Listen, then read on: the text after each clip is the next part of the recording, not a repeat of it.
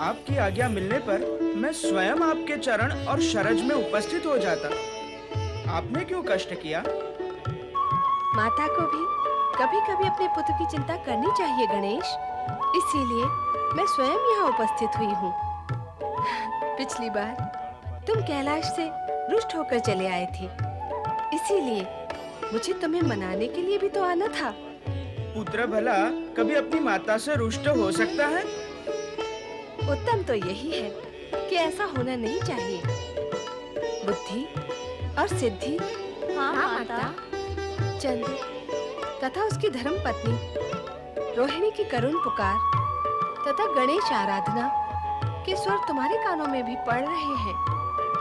अतः तुम दोनों अपने पति देव को मनाओ कि वे चंद्र को शाप मुक्त करके उसकी ज्योत्सना उसे पुनः प्रदान करें। रोहिणी का आर्तनाद तुम दोनों भली भांति समझ सकती हो। तुम्हारा कल्याण हो। माता, माता, माता की आज्ञा का तुरंत पालन करें स्वामी।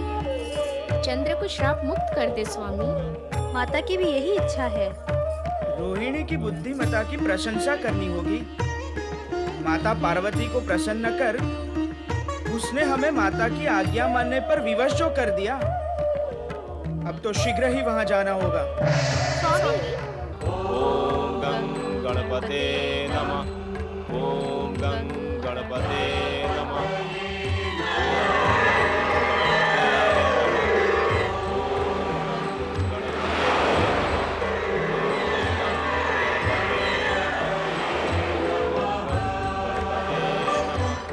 चंद्रदेव,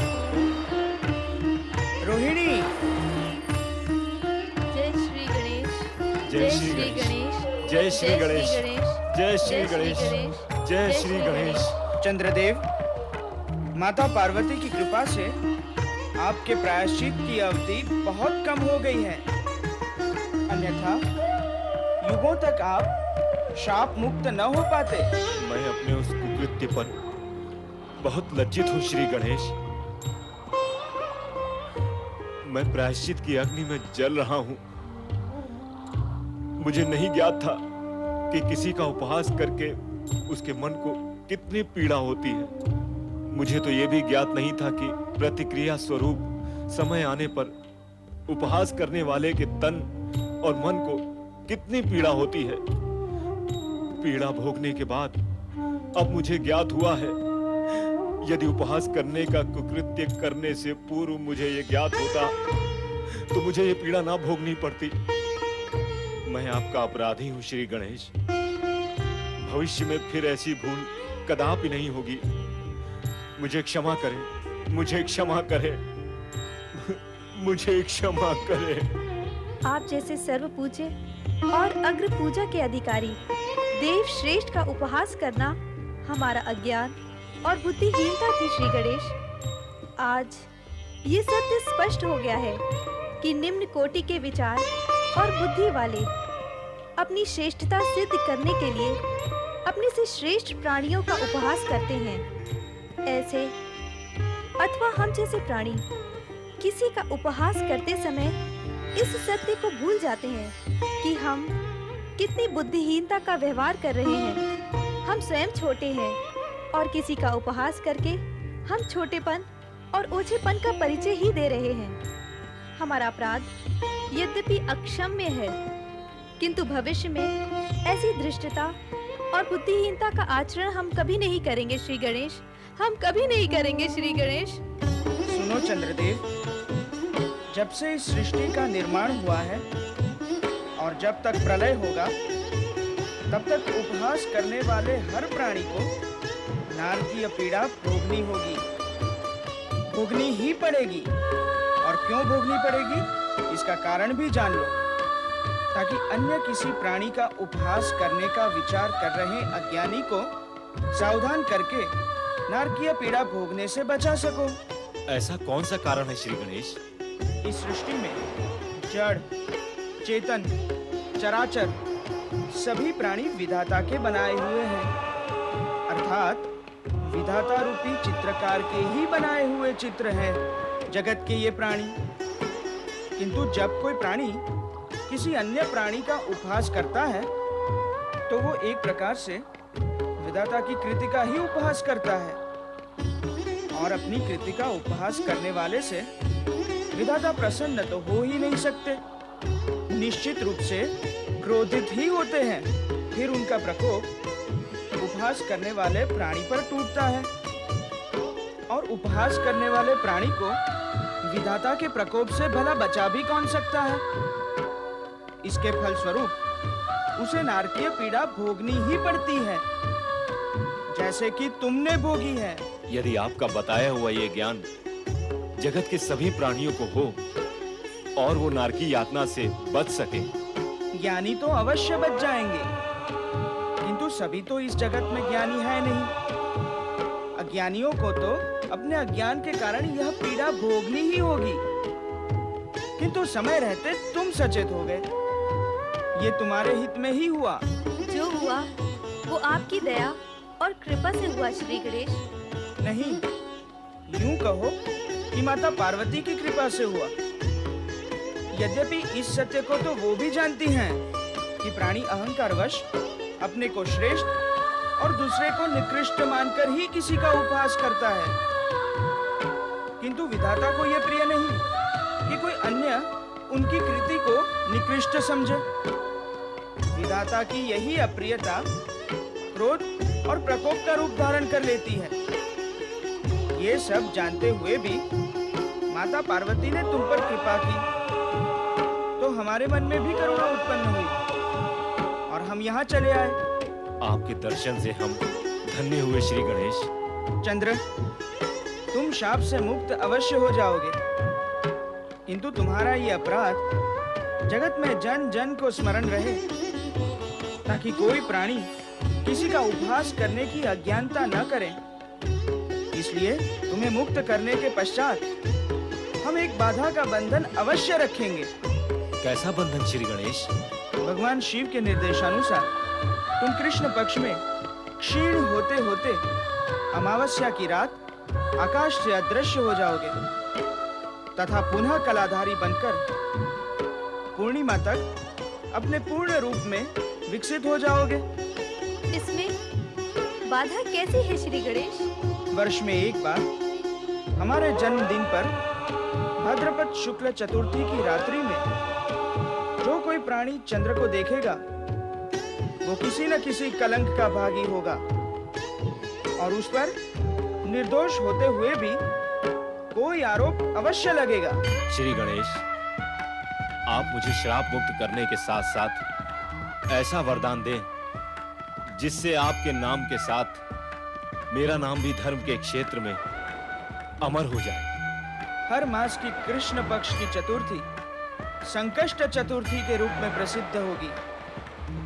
उस रात्रि को जो प्राणी दिन भर उपवास करके चंद्र दर्शन के पश्चात हमारी पूजा करेगा, उसके समस्त कष्ट दूर होंगे और उनको हमारी पूर्ण कृपा प्राप्त होगी। तथास्तु।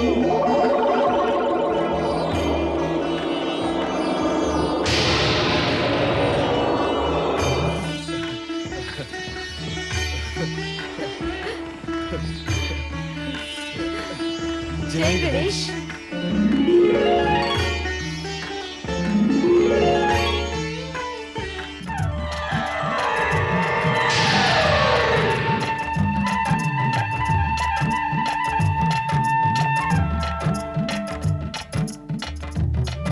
स्वामी, श्री गणेश का क्रोध समाप्त हो गया। ये सब तुम्हारे कारण हुआ है देवी। तुमने गणेश को शाप मुक्ति के लिए प्रेरित करके सारे जगत की शुभकामनाएं अर्जित की। तुमने संपूर्ण जगत का कल्याण किया है। जगतवासी तुम्हारे इस उपकार के लिए सदा तुम्हारे ऋणी रहेंगे। अब चारों ओर उत्सव का वातावरण है।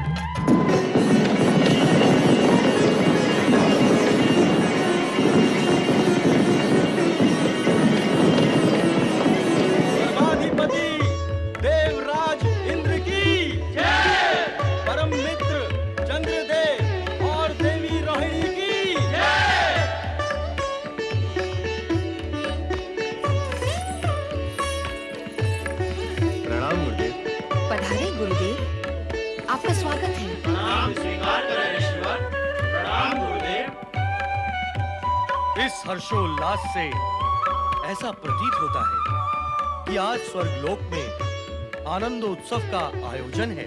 हाँ, आज तो स्वर्गलोक में धूम मची हुई है। ऐसा ही है ऋषिवर। मित्र चंद्रदेव श्री गणेश के शाप से मुक्त हुए हैं। इसी उपलक्ष्य में हमने आज स्वर्ग में नृत्य व संगीत के उत्सव का आयोजन किया है, इसीलिए आपको भी आमंत्रित किया है। उत्तम, अति उत्तम। देवदूत, आपके दोनों परम शिष्य देवर्षि नारद और मुनि पर्वत आपके साथ क्यों नहीं पधारे? वे दोनों मित्र साथ साथ विश्व भ्रमण के लिए गए। देवराज, आपने पहचाना इन्हें? ये हैं ऋषि वामदेव, हमारे परम मित्र। हमने अपनी ओर से इन्हें स्वर्ग में आमंत्रित किया है। ये अपनी सिद्धि एवं तप के बल पे स्वर्ग तक पहुंचे हैं। इनका सम्मान करें देवराज। देवगुरु, चंद्रदेव व देवी रोहिणी के साथ इनका भी स्वागत हो जाएगा। आप पधारे। गंधर्व क्रौंच का प्रणाम स्वीकार करें ऋषिवर। ऋषिवर, आप आसन ग्रहण करें।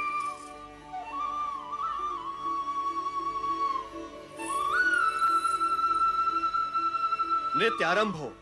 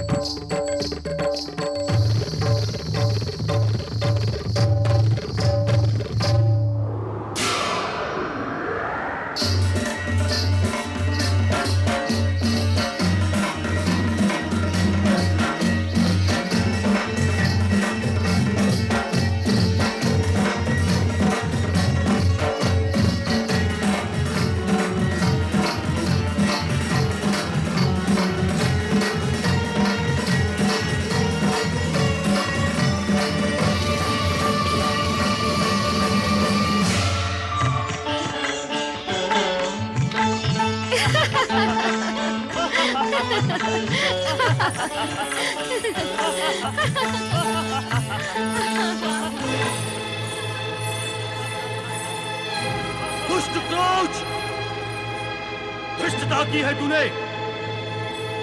अपनी उन्मत्ता अवस्था में तुझे मर्यादा और शिष्टाचार का भी विचार नहीं रहा। वासना के उन्माद में तूने हमारा अपमान किया है। जा, हम तुझे श्राप देते हैं।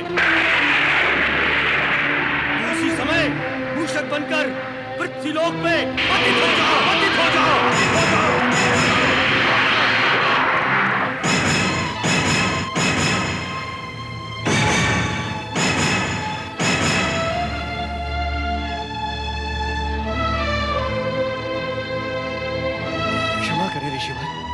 क्षमा करें। क्रौंच गंधर्व की तनिक सी भूल का इतना कठोर दंड ना दे। आपका अपमान करना क्रौंच गंधर्व का उद्देश्य नहीं था ऋषिवर। क्रोध को क्षमा कर दे पूज्यवर, क्षमा कर दे। आप तो तप, ज्ञान और क्षमा का भंडार हैं। आपकी क्षमा से क्रौंच को नया जीवन प्राप्त होगा ऋषिवर। अपना शाप वापस ले ले ऋषिवर। नहीं, कृपा कर अपना शाप वापस ले ले। एक बार दिया हुआ श्राप कभी वापस नहीं लिया जा सकता।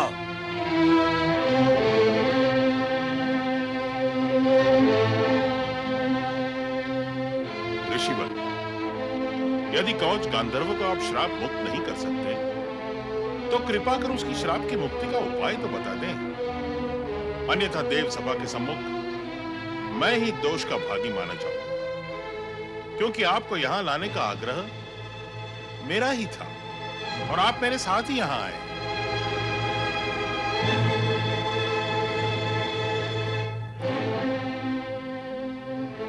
जिस श्री गणेश ने चंद्र और रोहिणी को श्राप मुक्त किया है, वे ही इसे भी श्राप मुक्त कर सकते हैं।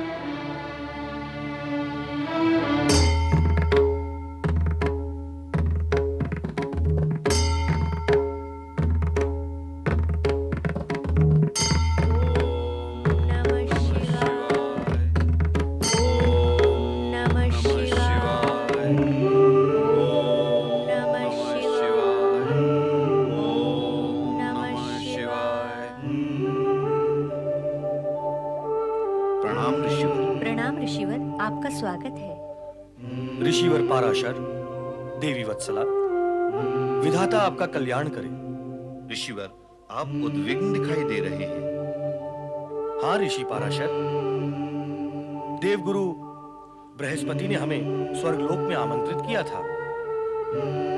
अपनी तपोसिद्धि के बल पर हम सदैव स्वर्गलोक गए भी थे, परंतु वहां हमें एक कटु अनुभव हुआ।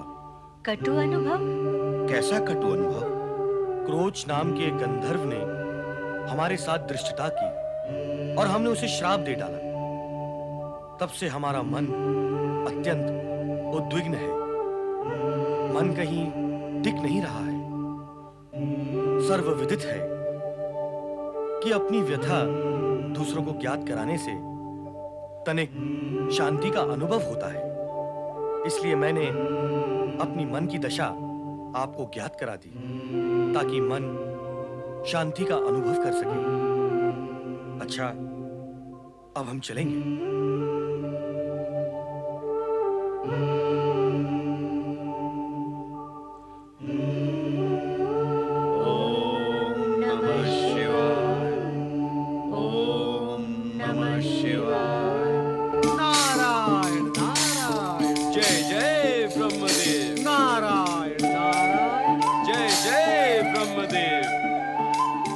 नारद, स्वर्गलोक के महोत्सव हेतु तुम्हें तो आमंत्रण मिला ही होगा।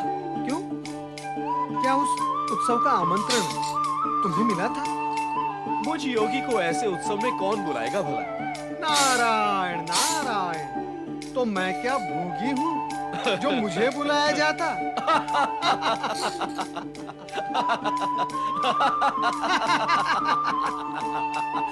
मित्र पर्वत, तुमने ऐसा क्या देख लिया जो हंसते ही जा रहे हो, हंसते ही जा रहे हो? योगी और भोगी की बात सुनकर सहसा मुझे उस दृश्य का स्मरण हो उठा। हाँ?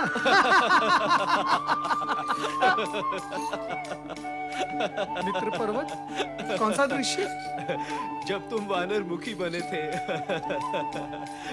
उदास होते हुए भी उस समय तुम कितने हास्यास्पद दिखाई दे रहे थे। नारायण नारायण। मित्र पर्वत, उस दुखद प्रसंग को भूल ही जाओ तो उचित होगा। जब भी वो प्रसंग आता है, मुझे बेचारी दमयंती का स्मरण हो आता है।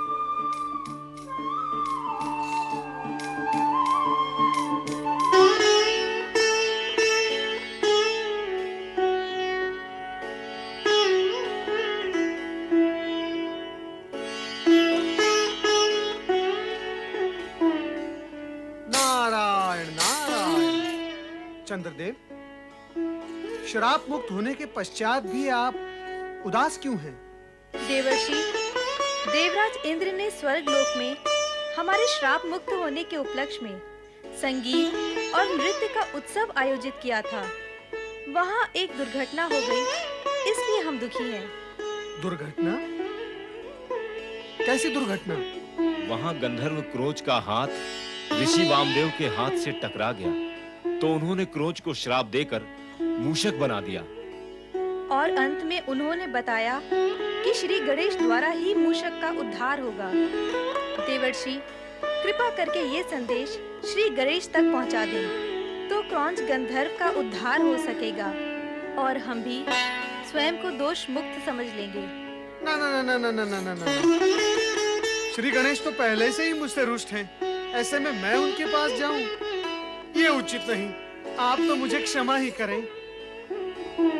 तो फिर भला गंधर्व क्रोच मूषक रूप से मुक्त कैसे होंगे?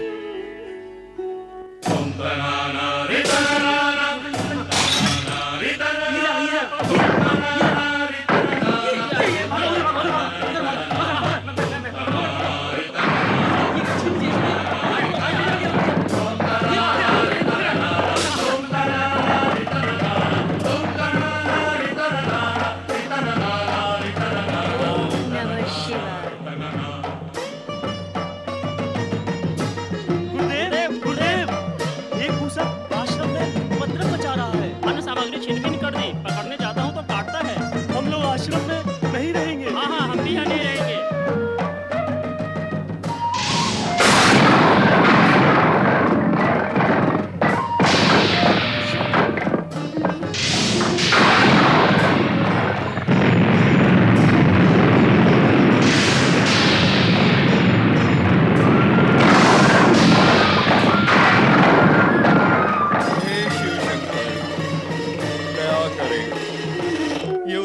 मूषक जाने कहां से आया है। हमारे सारे आश्रम में उपद्रव मचा दिया इसने। दया करे। हे भोलेनाथ, इस मूषक ने सारा आश्रम उजाड़ डाला है। इसके आतंक से आश्रम का सारा वातावरण भयभीत हो गया है। हे प्रभु, कृपा करे, इसका उपद्रव शांत करे। इस मूषक का उपद्रव शांत करे प्रभु, शांत करे।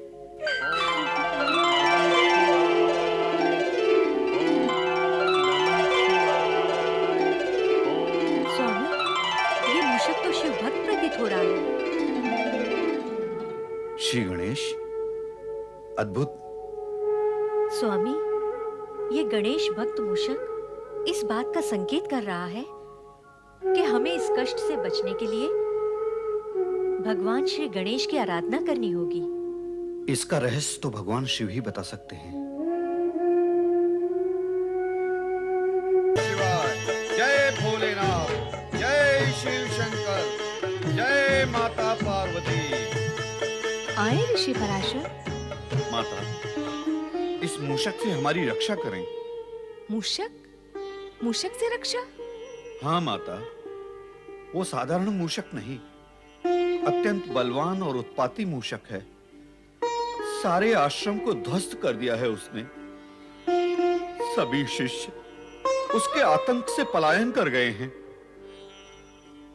माता, साथ ही उसने फूल और पत्तों से श्री गणेश को स्थापित किया है और यह संकेत दिया है कि श्री गणेश ही हमारा उद्धार कर सकते हैं। भगवान शिव तो इस समय समाधि में लीन है और उन्हें समाधि से जगाना उचित नहीं होगा। वैसे भी गणेश के किसी भी कार्य में वह हस्तक्षेप नहीं करना चाहते। तो आप ही कोई उपाय करें माता। श्री गणेश आपके प्रिय पुत्र हैं, वे आपका आदेश अवश्य मानेंगे। पुत्र गणेश, पुत्र गणेश, पुत्र गणेश, शीघ्र ही कैलाश पर उपस्थित, शीघ्र ही कैलाश पर उपस्थित हो, कैलाश पर उपस्थित हो, कैलाश पर उपस्थित हो।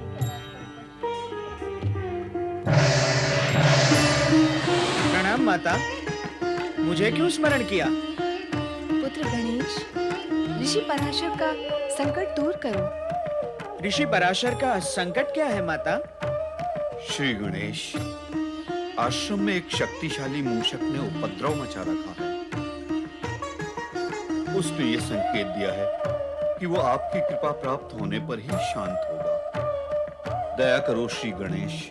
मैं माता की आज्ञा का अनुचर हूँ ऋषिवर। आपके आश्रम पहुंचने से पूर्व ही उस मूषक का उपद्रव शांत होगा।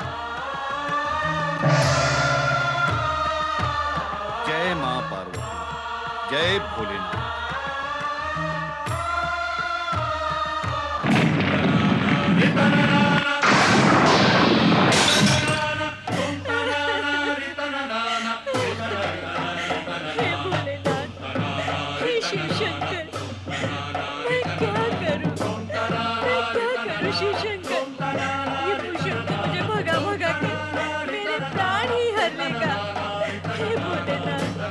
इसका उपाय करें, हे प्रभु, इसका उपाय करें।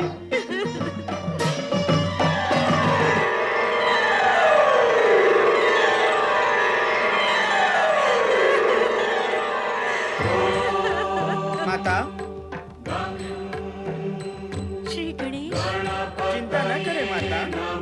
गणेश के रहते कोई तुम्हारे प्राण नहीं ले सकता और इस मूषक को तो मैं अभी से ही मार्ग पर लाता हूँ।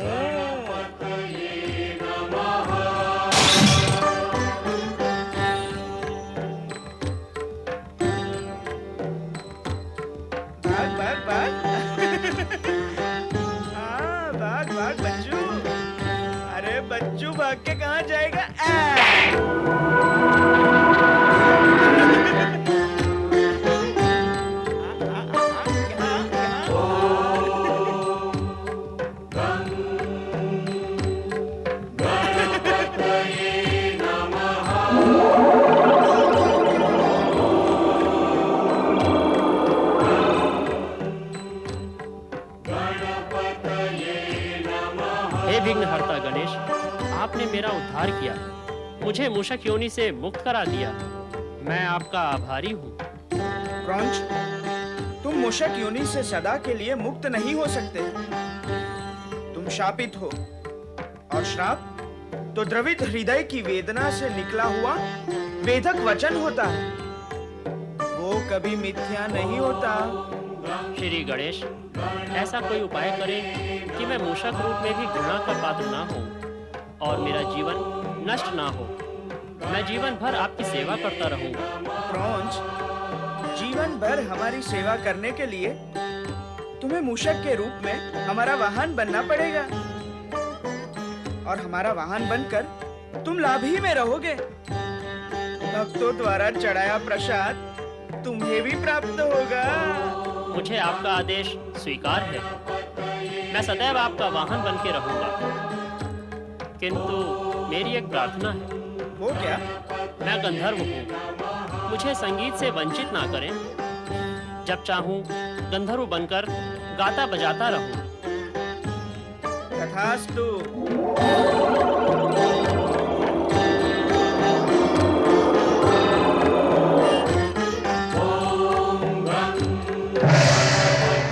हम आपके आभारी हैं श्री गणेश। पार्वती नंदन श्री गणेश की जय। जय। विघ्नहर्ता श्री गणेश की जय।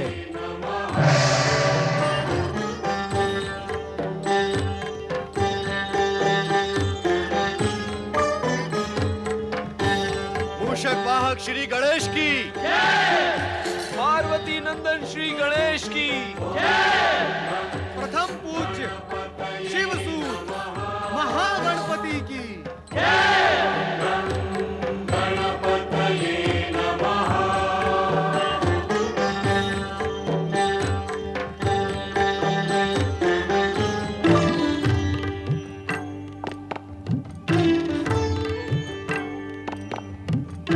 प्रणाम पिता महादेव, प्रणाम माता पार्वती। वामदेव के श्राप से क्रौंच को विशेष हानि नहीं हुई, किंतु विशेष लाभ अवश्य हुआ है। उनका श्राप न मिलता तो गणेश का वाहन बनने का सौभाग्य कैसे मिलता? गणेश भी तो बधाई के पात्र हैं। उन्हें मूषक रूप में वाहन प्राप्त हुआ है। जो हुआ, जो होता है और जो होगा, वो सब आप ही की कृपा का परिणाम है। अब मुझे गणेश लोक जाने की आज्ञा दें प्रभु।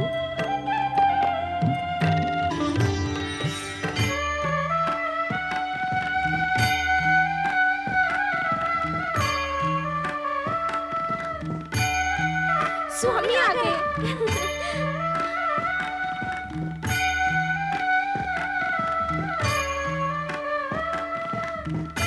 स्वामी, मूषक वाहन? ये मूषक हमारा वाहन बनकर रहेगा।